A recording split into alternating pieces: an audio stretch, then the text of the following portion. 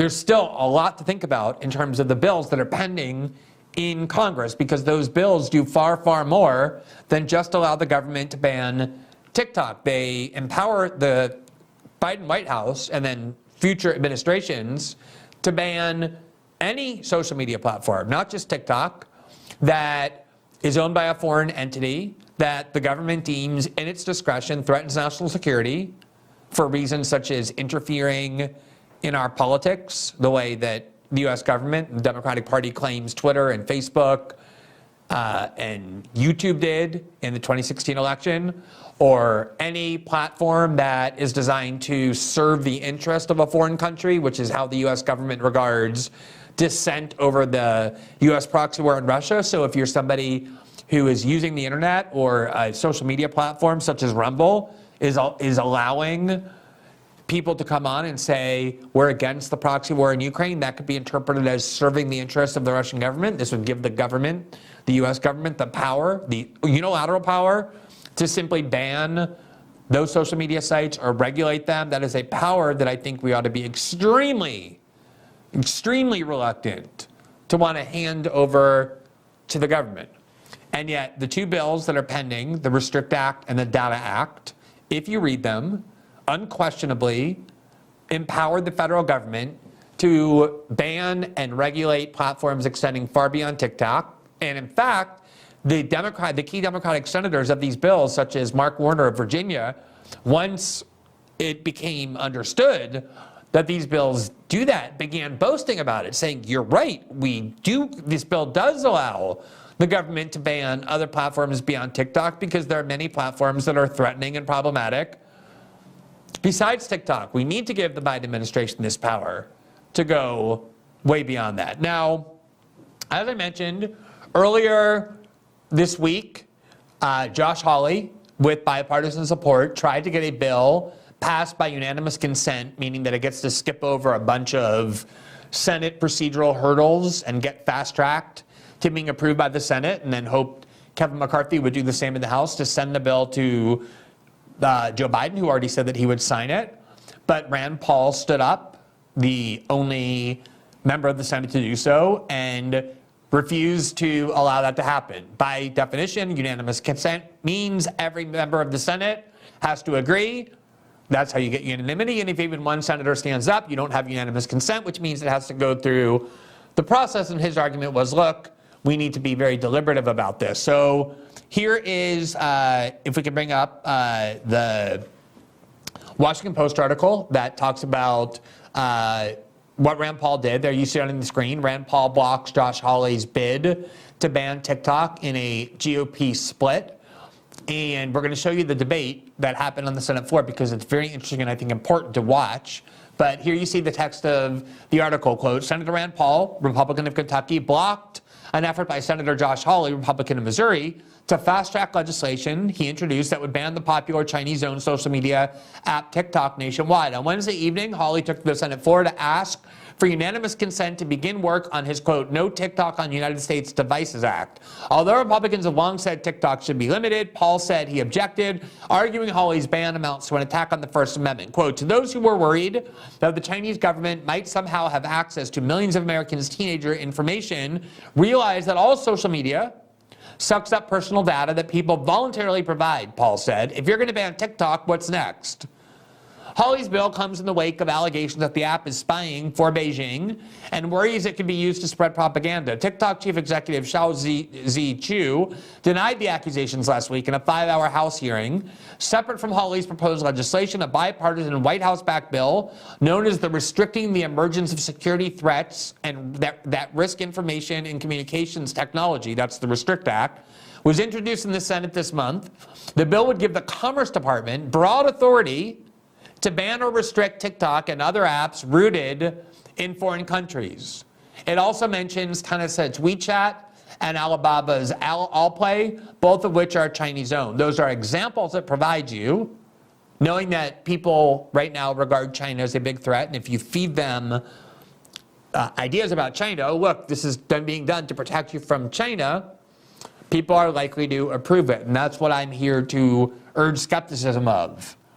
That even if it's correct that we ought to view China as a grave threat to the United States. And even if you favor taking greater steps to limit Chinese power or confront China, and you're okay with risking a decades-long Cold War or anything else of that nature, we also have rights that we have to be very protective of here in the United States that could easily be endangered by exploiting those sentiments.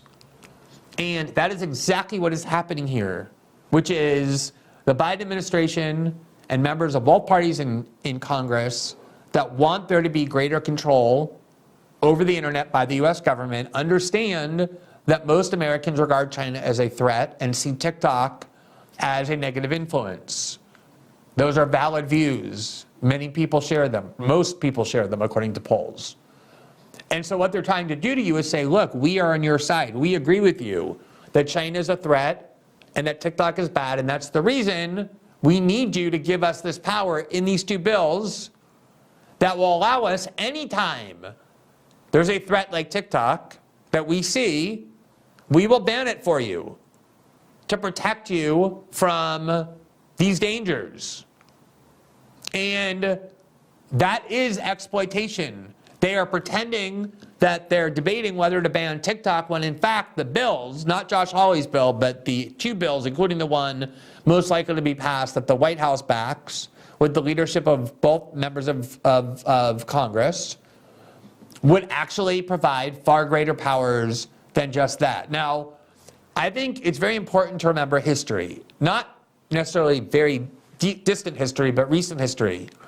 And this was the lesson that we ought to have learned from 9/11 and the war on terror that followed. Of course, the government was correct that Al-Qaeda was actually a threat. They were an evil threat to the United States. They had perpetrated an attack that was traumatic and devastating. They killed 3,000 Americans, civilians.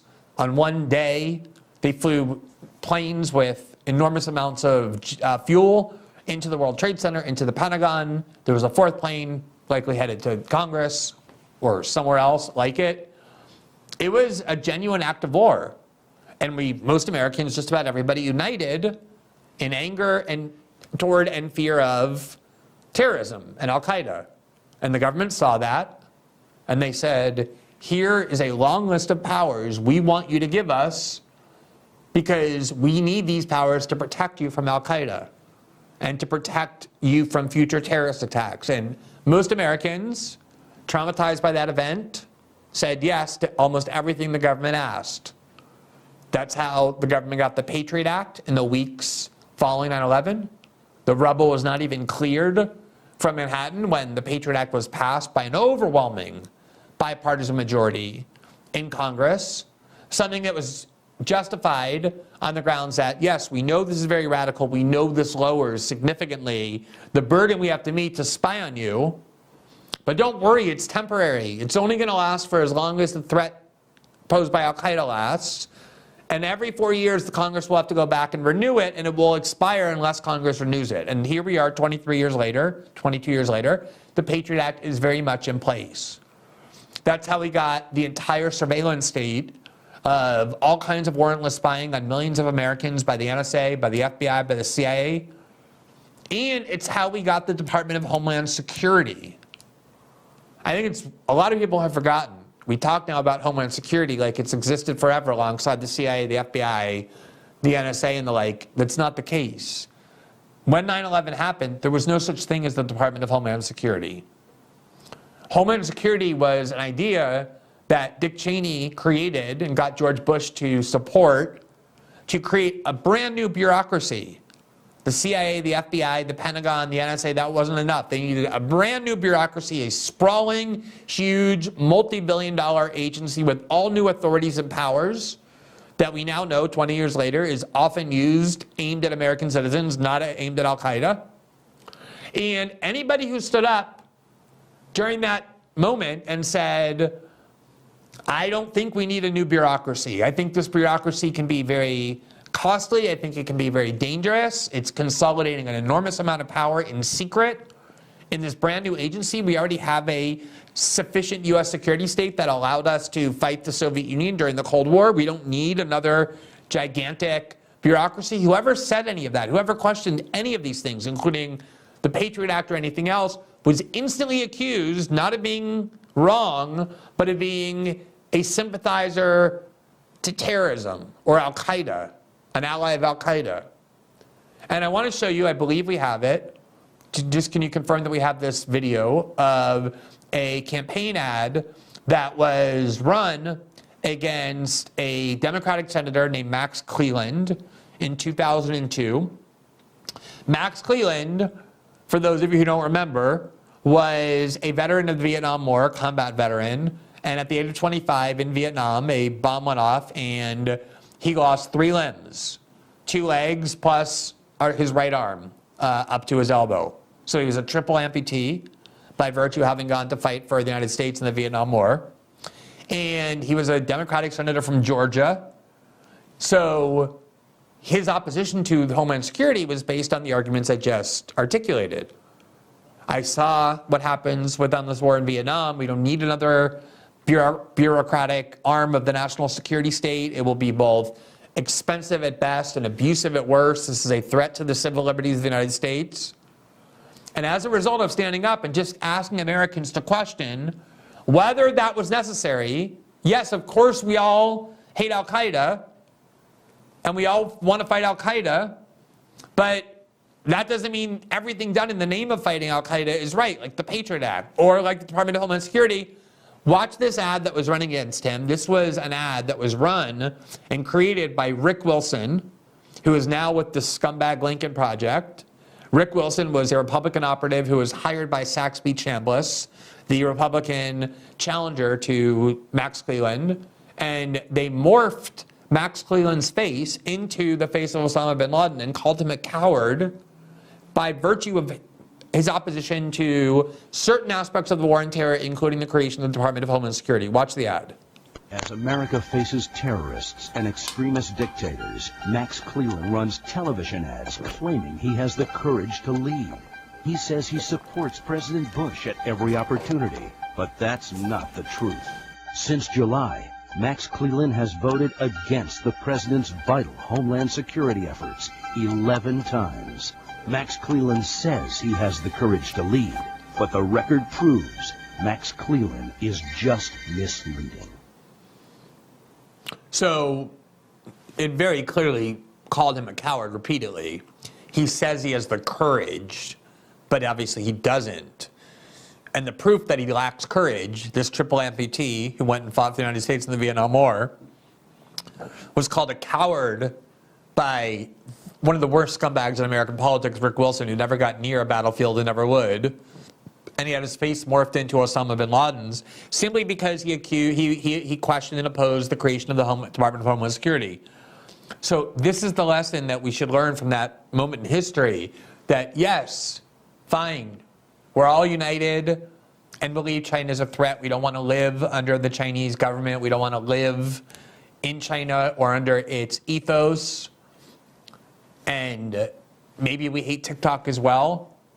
But that doesn't mean that everything the government says they need from you or want from you or powers they demand in the name of anti-Chinese activism is something that we should say yes to, because so often, as was the case in the war on terror, the powers they're seeking have nothing to do with the stated goal. They're exploiting the sentiments people have about China. And that's the case with these 2 bills that would give the government way broader powers than the powers we should ever be comfortable with the United States government having. We've been talking for months or longer about how dangerous it is that the United States government, the security state, Homeland Security, the FBI, the CIA are trying to control the flow of the internet, influence what is and is not censored. And now we're going to hand them the power to decide what platforms can be banned based on their unilateral say-so? That is madness.